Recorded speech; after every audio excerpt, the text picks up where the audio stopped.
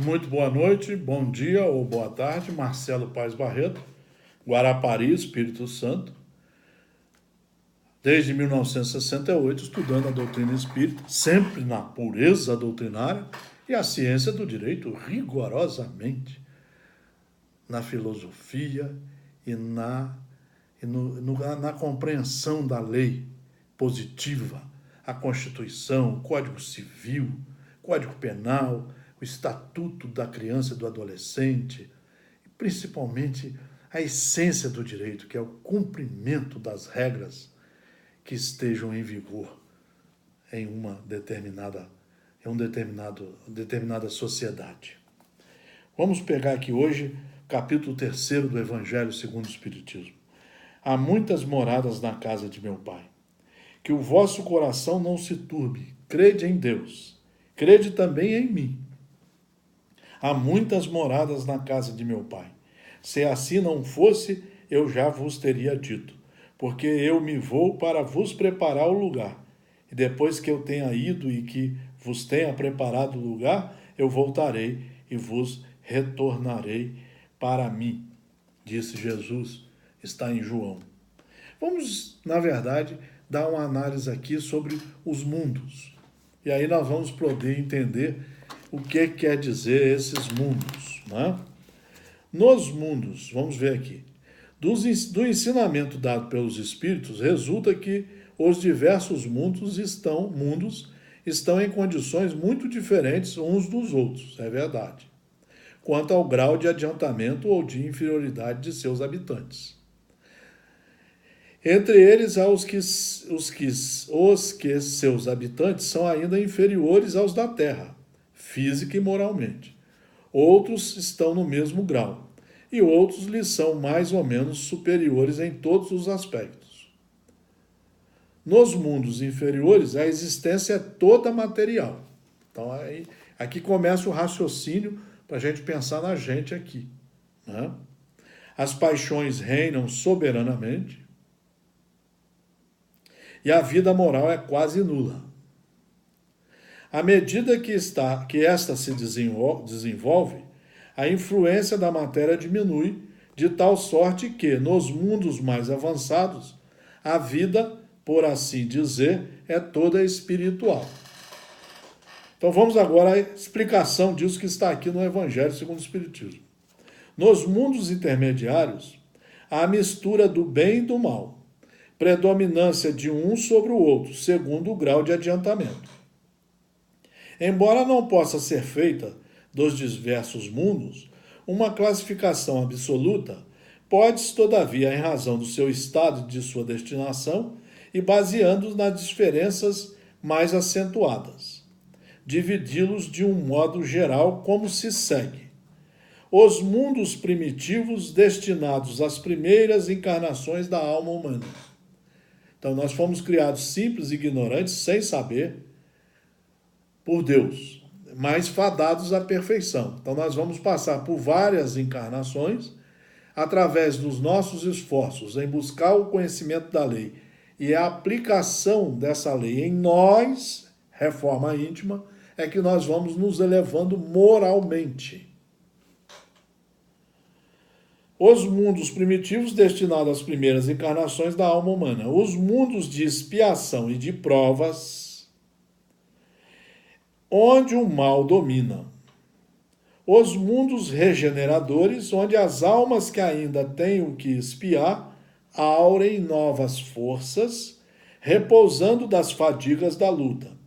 Os mundos felizes, onde o bem se sobrepõe ao mal, porque estudaram as leis e se reformaram moralmente. Os mundos celestes ou divinos, morada dos espíritos depurados, onde o bem reina inteiramente. A Terra pertence à categoria dos mundos de expiação e provas, e é por isso que o homem nela é alvo de tantas misérias. O Espiritismo tem essa função. O Espiritismo é o consolador prometido, veio explicar como funciona a lei de Deus. Aqui está muito bem explicadinho como funciona. Quando é que nós vamos sair de uma etapa para outra? Quando nós nos reformarmos e aplicarmos essa reforma em nós e no ambiente que estamos morando, residindo. Não tem negócio de milagre, de cura, não tem nada disso. É estudar as leis e fazer a implementação da reforma íntima, que é um grande trabalho, não é fácil não. Espanta-se em encontrar sobre a terra tanta maldade e más paixões, tantas misérias e enfermidades de toda sorte, e se conclui disso que a espécie humana é uma triste coisa. Esse julgamento provém do ponto de vista limitado em que se está colocado, e que dá uma ideia falsa do conjunto. Por isso que é importante estudar, para não ter uma visão fechada. É preciso considerar que sobre a Terra não se vê a humanidade. Humanidade já é a categoria mais elevada. Todos irmãos. Mas apenas uma pequena fração dela. Com efeito, a espécie humana compreende todos os seres dotados de razão que povoam os inumeráveis mundos do universo. Ora, o que é a população da Terra perto da população total desses mundos? Bem menos que a de um lugarejo em relação a um grande império. A situação material e moral da humanidade terrestre nada mais tem que espante se inteirar da destinação da Terra, de natureza daqueles que a habitam. Então, os que habitam a Terra, eles precisam expiar, como está aqui, né? Os mundos de expiação e de provas. Expiar é pagar. Por isso que nós temos que pagar os nossos fardos, mas ao mesmo tempo temos que estar submissos à lei, para não perder mais tempo, fazendo a reforma íntima. O Espiritismo só veio para isso, para mostrar a lei de Deus e a reforma íntima. Quando você se reforma, você está sendo caridoso para com você e para com os que você convive, para com o mundo. Se você se reforma, você vai tratar bem o meio ambiente, vai respeitar a todos e a todas. Você jamais vai desrespeitar uma mulher, uma criança, um homem, uma pessoa que tem os seus direitos sexuais livres para escolher. Então, nós precisamos entender o que viemos fazer aqui e por que estamos aqui. Pois bem, que se figure a Terra como sendo um subúrbio, um hospital, uma penitenciária, uma região malsã, porque ela é ao mesmo tempo tudo isso.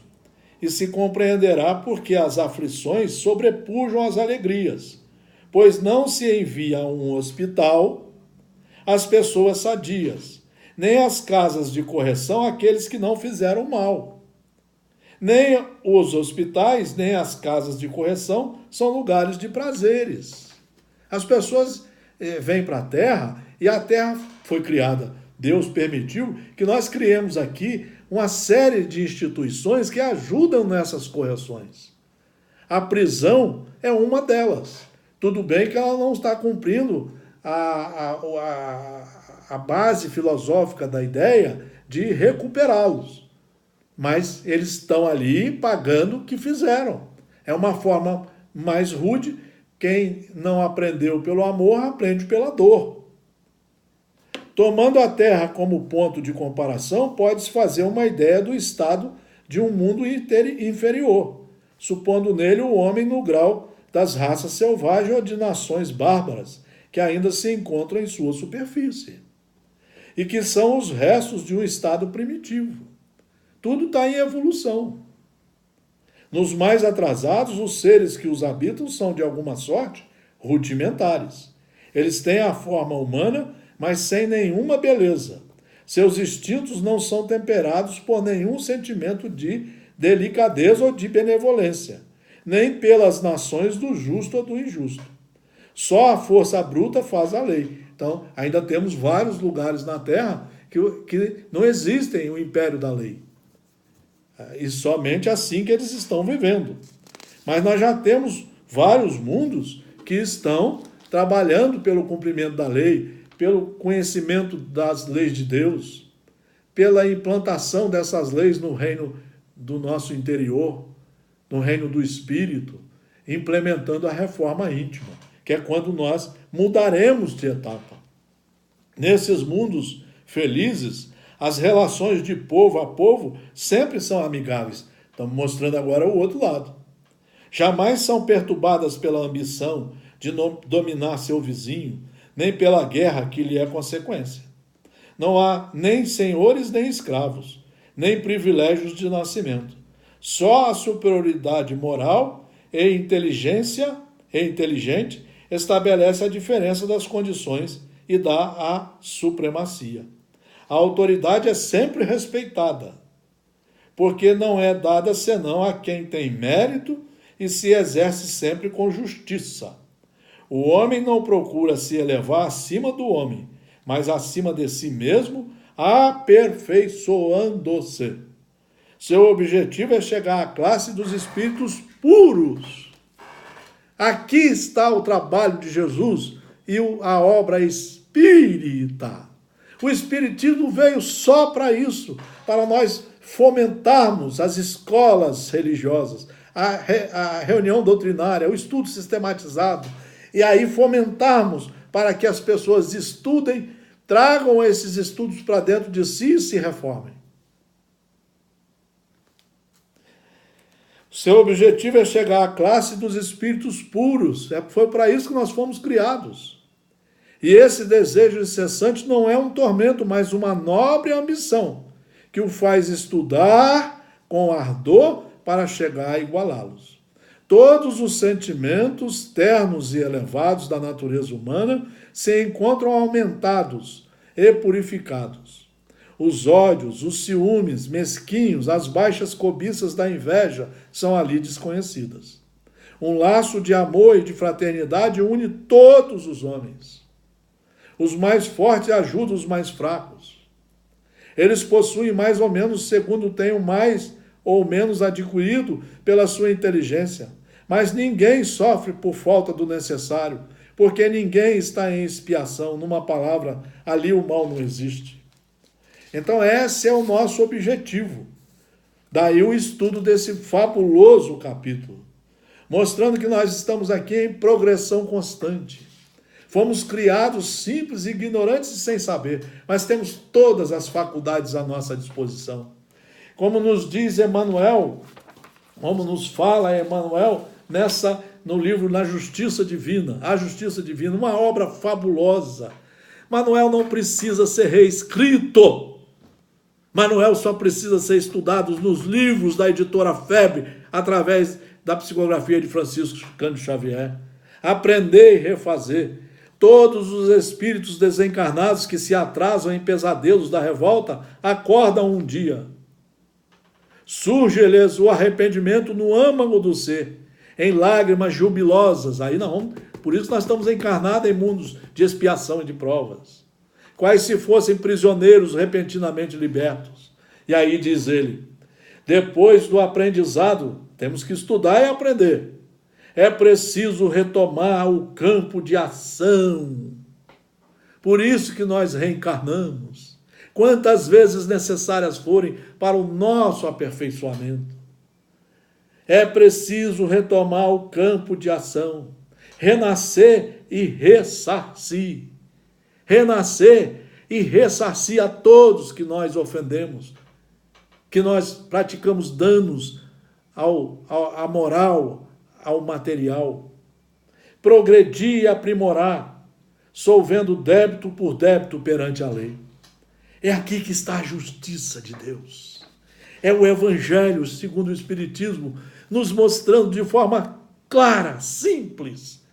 É isso que precisa ser material de estudo nas casas espíritas. Que maravilha esse Evangelho segundo o Espiritismo.